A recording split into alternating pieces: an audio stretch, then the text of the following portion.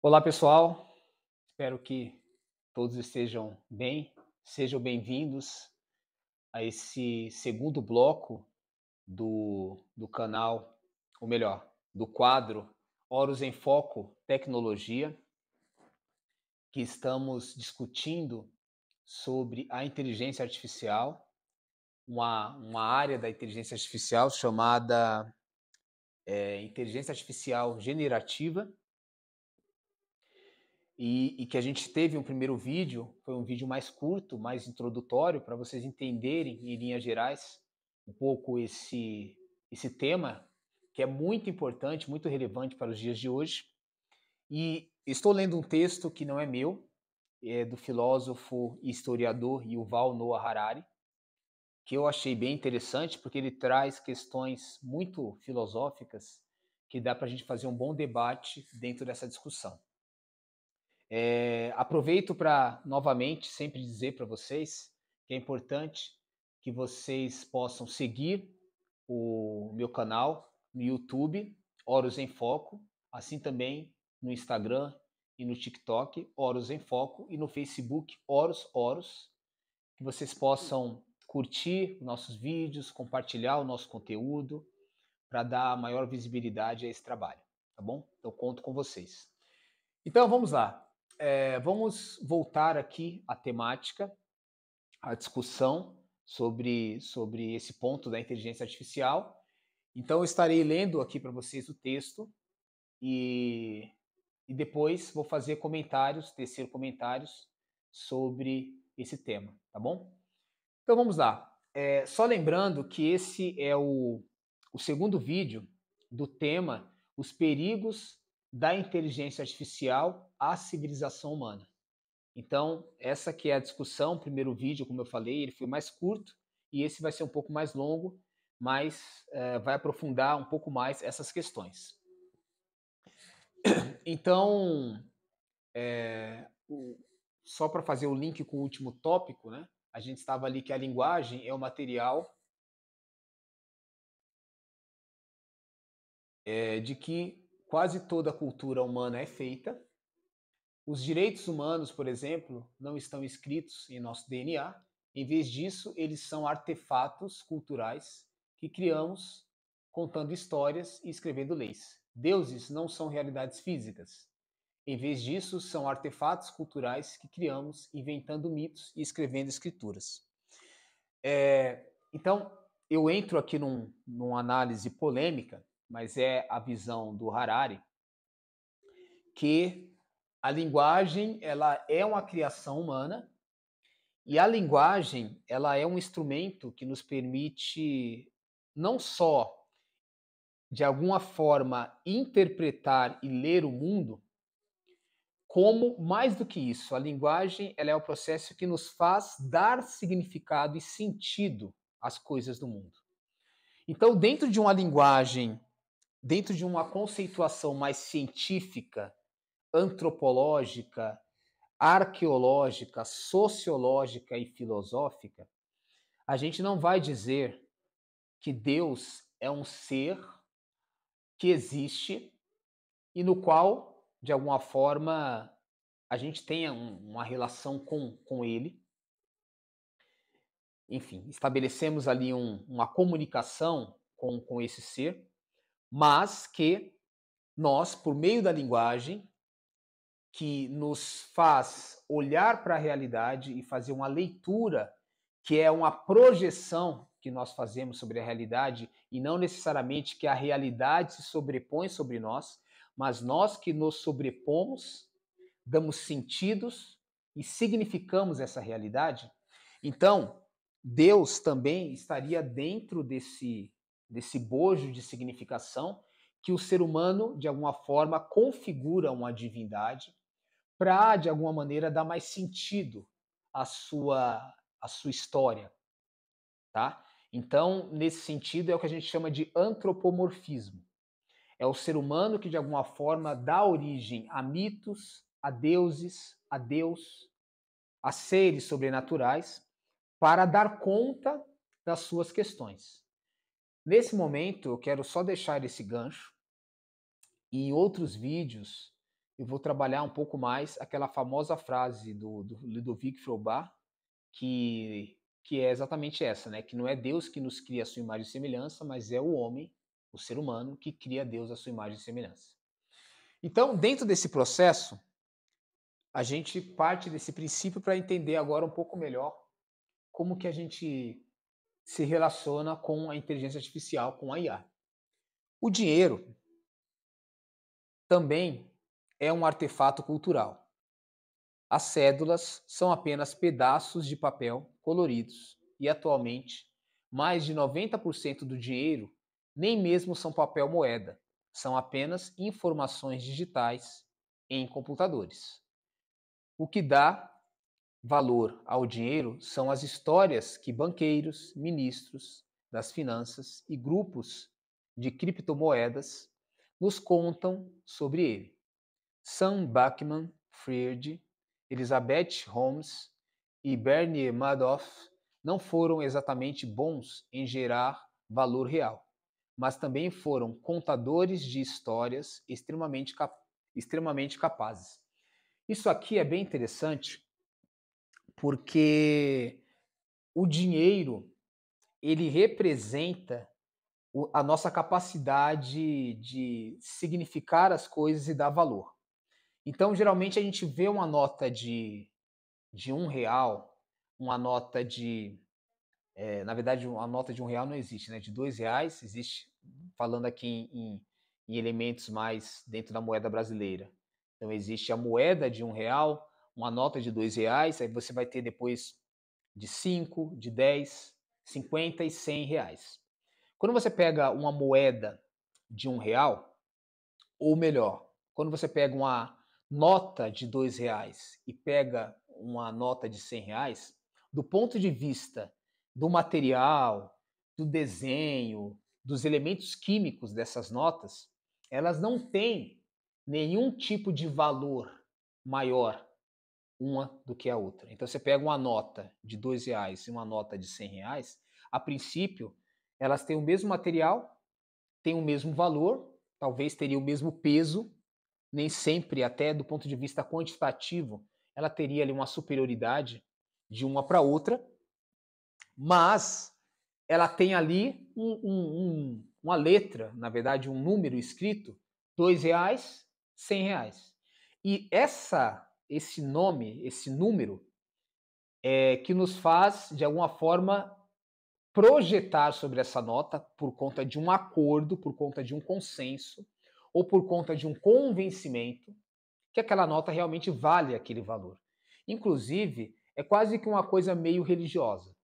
As pessoas, elas olham para aquele papel e elas veem ali um valor, elas veem ali uma riqueza. Na prática, aquela nota não tem valor nenhum. Ela é um simples papel. Não tem um valor em si, mas o valor é o atributo que o humano dá para aquela nota.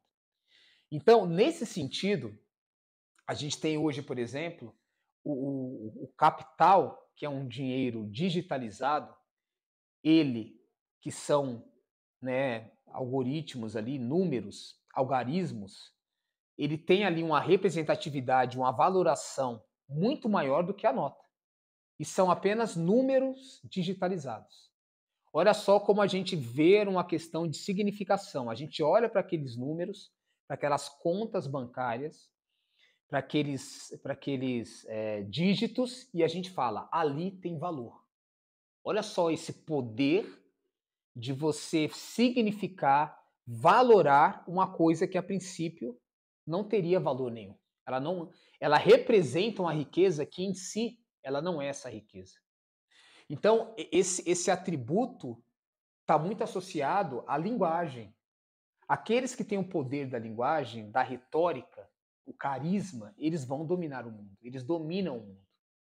Então, de repente, Deus, nesse sentido, pode ser somente uma história inventada, digitalizada, e nem digitalizada é, porque você não vê nem os dígitos, vamos colocar assim, divinos, mas alguém fez você acreditar que ele existe.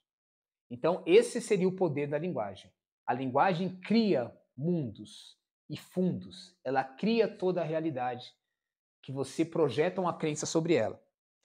E aí, baseado nesse sentido, olha só que interessante.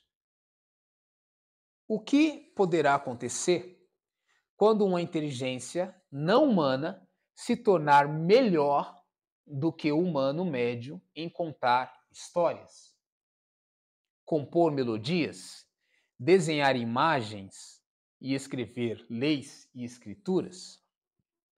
Quando as pessoas pensam sobre o chat GPT e outras ferramentas novas de IA, muitas vezes são levadas para exemplos como de crianças em idade escolar usando IA para escrever suas redações. O que acontecerá com o sistema escolar quando as crianças fizerem isso? Mas esse tipo de pergunta deixa de fora o cenário geral. Esqueça as redações escolares. Pense na próxima corrida eleitoral presidencial americana em 2024 e tente imaginar o impacto das ferramentas de IA que podem ser usadas para produzir conteúdo político em massa, fake news e escrituras para novos cultos. Então, qual é a grande questão aqui? Se o humano, muitas vezes, inventou histórias até um certo ponto falsas, mas que levaram multidões a acreditar, a, de alguma forma, ver valor, ver sentido naquilo, que pessoas, inclusive, sei lá, fazem sacrifícios, dão o seu dinheiro, andam quilômetros para cumprir ali promessas. Ou seja, existe todo um processo de esforço, investida humana, por conta, muitas vezes, de um processo totalmente fictício.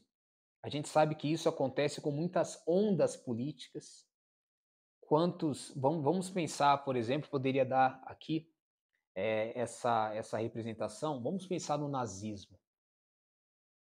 Eu entendo que o nazismo foi um movimento político, religioso, de massa, de uma invenção humana de Hitler, que fizeram as pessoas acreditarem que os judeus eram o maior mal da existência, que fizeram as pessoas cometerem os maiores crimes da humanidade, a maior barbárie, sem nenhum tipo de pudor, porque elas foram convencidas a acreditar numa fantasia criada por um ser humano, ou por alguns humanos. E quando a gente tiver uma inteligência artificial, que, que no caso aí o chat GPT, ele é esse modelo de inteligência artificial generativa que consegue compor poemas, histórias, narrativas, uma peça teatral, inclusive uma escritura sagrada, e ela induzir, convencer você de acreditar nas coisas mais absurdas, mas com esse potencial indutivo de convencimento, de retórica muito maior do que a habilidade humana. Então você vai acreditar na maior mentira mais absurda, porque o mecanismo de convencimento de linguagem, ele tem uma técnica, ele tem um processo de convencimento muito maior do que o próprio humano. E aí pessoas poderão seguir novos deuses, novas religiões, votar em políticos que são os piores, porque o poder de convencimento, de indução, de sedução do humano, ele foi aprimorado.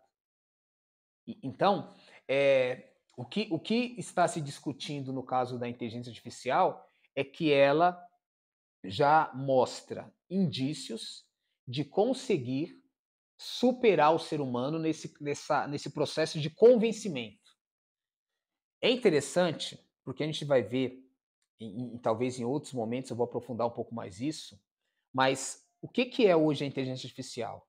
Ela é as ideias humanas, as descobertas humanas, as tecnologias humanas maximizadas, sintetizadas por um processo de inteligência artificial que tem ali um poder de síntese com mais precisão, com mais otimização, com mais velocidade do que o humano. Mas ainda assim, ela é um produto do humano maximizado. Não é a inteligência artificial que cria os seus próprios conteúdos e dados. É o humano. São os meios de leitura, de captação, as câmeras, os textos que você coloca na internet, na verdade, os dados que são minerados, os dados que são, de alguma forma, transformados em linguagem, tanto a linguagem da inteligência artificial ou do computador é transformada em linguagem natural, como as coisas que nós temos na realidade são transformadas, vamos colocar assim, em modelos computacionais, matemáticos, para que a inteligência artificial possa ver aqueles dados minerados e fazer leitura e conexão com o mundo que não é matematizável ou não é matemático de uma forma automática. Ele precisa ser configurado pelo humano dentro desse modelo que a inteligência artificial consegue, de alguma forma, fazer algum tipo de projeção, de síntese.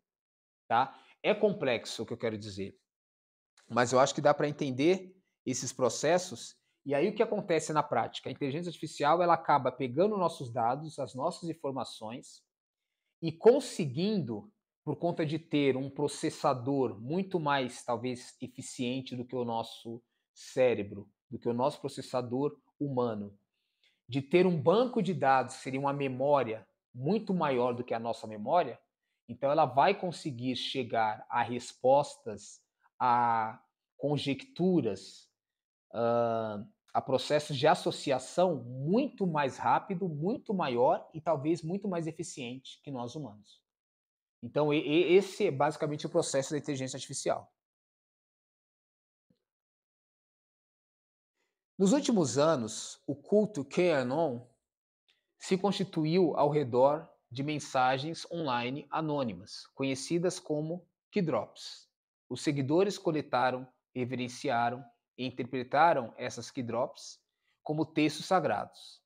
Embora, até onde sabemos, todos os keydrops anteriores tenham sido compostos por humanos e os robôs apenas ajudaram a disseminá-los, no futuro poderemos ver os primeiros cultos da história cujos textos reverenciados foram escritos por uma inteligência não humana.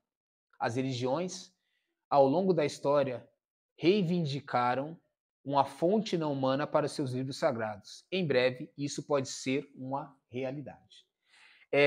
Essa questão da QAnon e dos Keydrops é um movimento que basicamente é pró-Trump, né, nos Estados Unidos, e que criaram algumas ideias, como, por exemplo, falando algo sobre a Hillary Clinton, ela ser ali uma pessoa que fazia determinados cultos ao demônio e que tinha alguma coisa relacionada a sacrifícios de crianças. Enfim, criaram toda a ideia dessa inimiga, dessa pessoa ruim, e que o Trump seria esse herói, esse salvador, que iria destruir esse inimigo.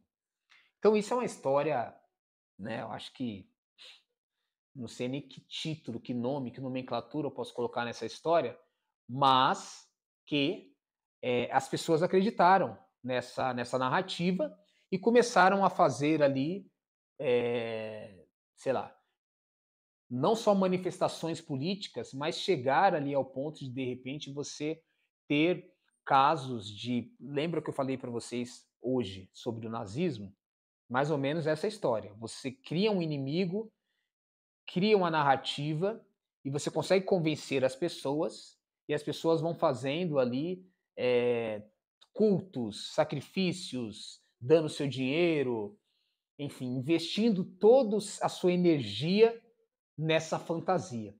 Tá? Então isso acontece ainda hoje e, na verdade, sempre aconteceu na história da humanidade, criado pela inteligência humana, mas que agora, de repente, a gente vai ter inteligência não humana tendo a mesma astúcia de fazer essas narrativas e que, de repente, vai conseguir convencer, induzir muito mais as pessoas por conta de todo esse arcabouço de dados, de memória, de mineração, de transformar dados em informação e de ter uma leitura, de repente, dos humanos, dos próprios humanos, muito melhor do que os próprios humanos têm.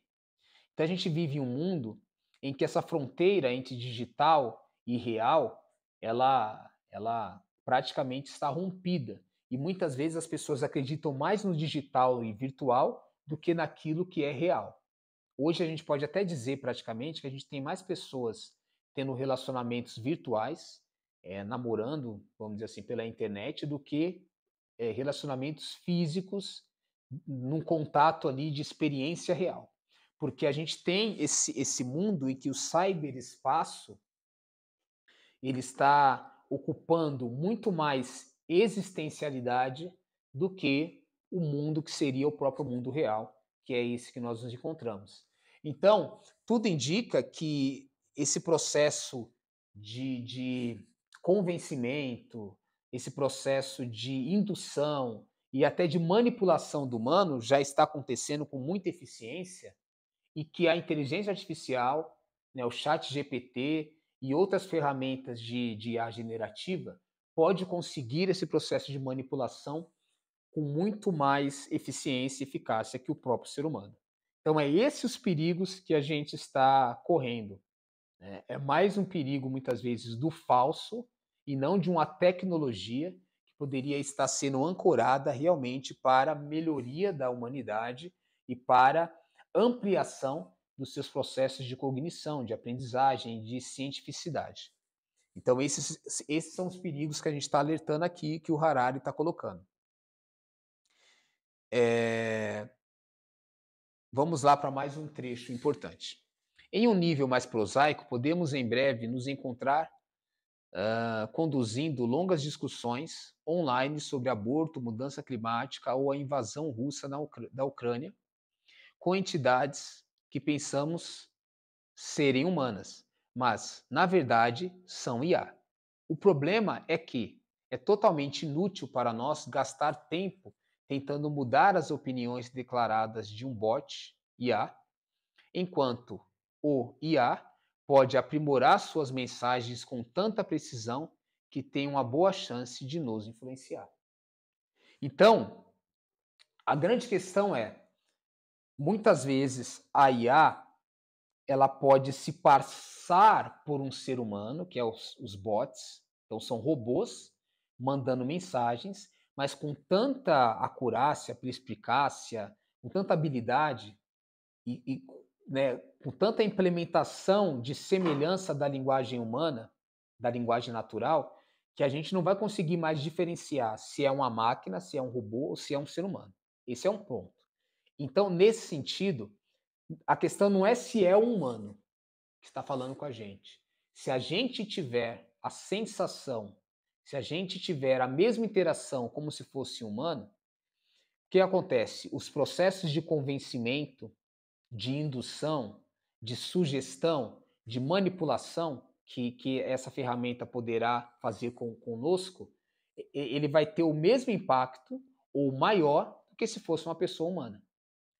Porque a questão principal, como já foi colocado, é se é ou não humano. Eu acho que isso não é a grande questão. Até porque, já vou fazer um link aqui, eu trabalho na minha tese de doutorado o conceito de antropotecnologismo, que é o quê? O ser humano, hoje, já pode-se dizer que ele projeta na tecnologia, seja no Google, seja no chat GPT, seja, por exemplo, nos dados, desse banco de dados com muitas informações, seja nas sugestões que o Google ou que qualquer rede social te dá de um determinado produto para o seu consumo, já existe, seja em você, por exemplo, aceitar os cookies e qualquer outra forma de sugestão sobre o que você vai ler, por exemplo, numa pesquisa, você faz lá uma, uma pesquisa de qualquer tema dentro do Google, você aceita aquelas sugestões que ele dá como legítimas e como as melhores. Você não questiona muito se aquilo é o melhor ou não, se aquilo é o mais, sei lá, científico sobre aquele tema, aquele recorte. Você já pega aquelas informações e já leva, já vai de alguma forma lendo, pesquisando, aprofundando o conhecimento em cima daquelas sugestões. Por quê? Porque você já tem uma confiança que essas ferramentas, elas já escolhem, já sugerem melhor do que você aquelas informações.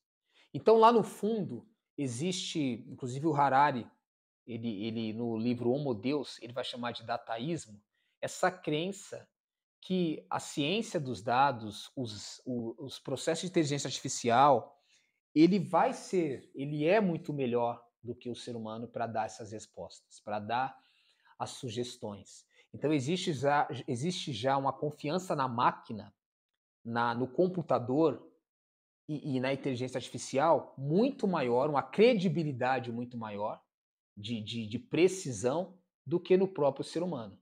E aí, esse processo deixa o ser humano totalmente vulnerável a ser totalmente manipulado, induzido e controlado por esses sistemas, quando ele não necessariamente quiser te informar de algo, mas ele vai utilizar da sua crença e da sua credibilidade para te induzir, aquela coisa de você ter a confiança de alguém, e aí a pessoa, né, se deixa totalmente indefesa, e aí você dá o golpe.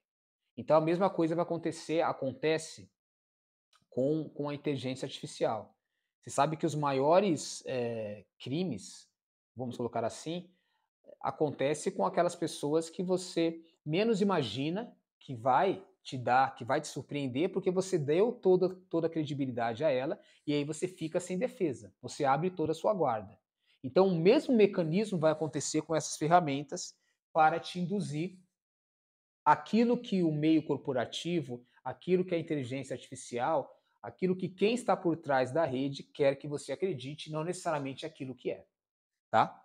Então, vamos indo aqui para os finalmentes. Eu vou estar lendo esse trecho aqui, e aí a gente vai encerrando esse debate por hoje. Olha só que interessante.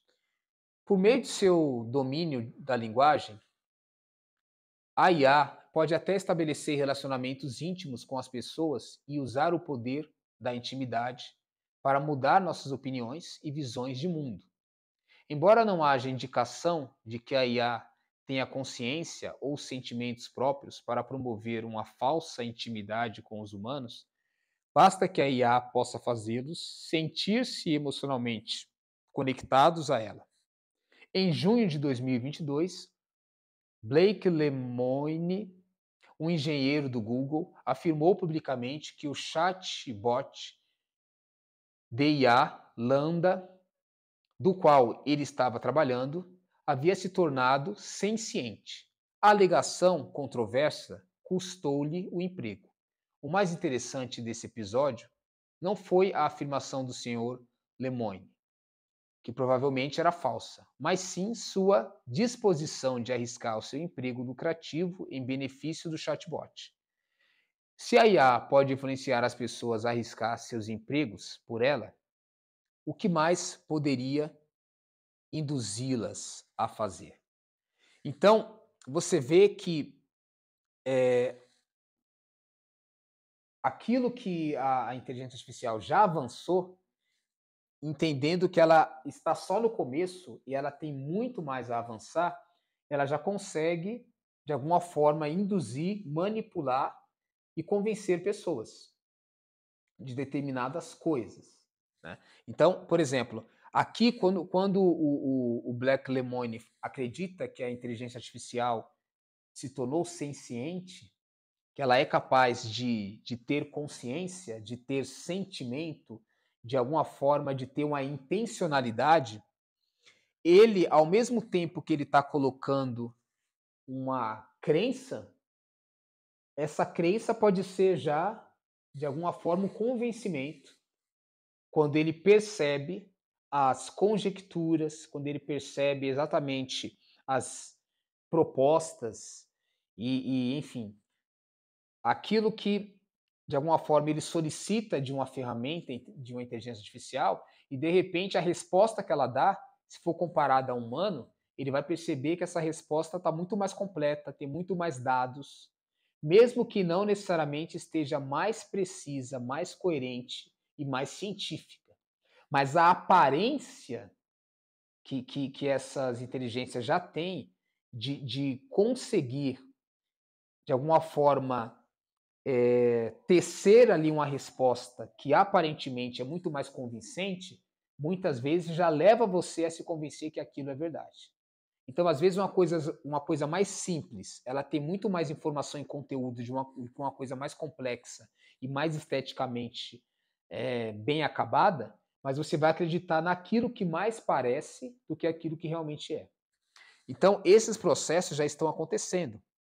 E aí entra aqui essa questão que ele coloca no começo, né, que você já tem a possibilidade de uma inteligência artificial simular uma pessoa, simular um relacionamento, de alguma forma simular que ela está entendendo o que você está sentindo, e de repente você tem carências, você tem rejeições de pessoas humanas reais, e aí você encontra um refúgio num bot, numa máquina, e acaba de alguma maneira se sentindo, não porque a máquina está entendendo, compreendendo, sentindo e tendo empatia pelo que você está revelando, mas a aparência de leva você de alguma forma a ser induzido a ceder, a abrir, a ter intimidade, a confiar e de fato sentir que ela realmente está interagindo com você.